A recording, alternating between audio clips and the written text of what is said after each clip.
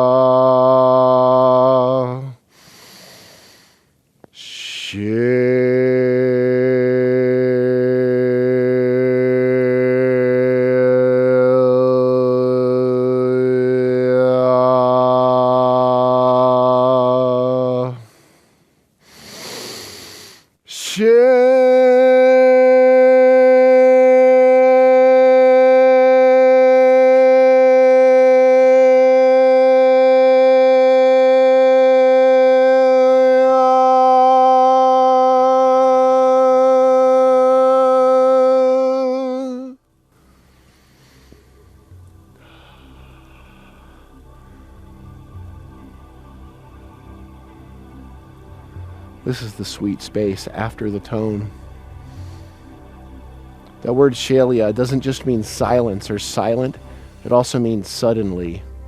There's a little bit of insight in that from ancient Aramaic, that when we allow ourselves to become openly silent in this present moment, then we can access that intuitive guidance and wisdom suddenly, without a feeling of rushing, but instantaneously with no time lag, by simply being open in the silence. I can hear the snow falling. I can hear dogs barking down the mountain. There's a rooster somewhere over here.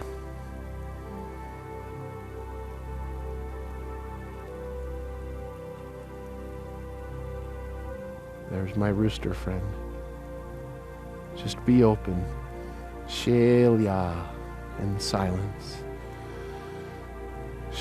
I hear the train.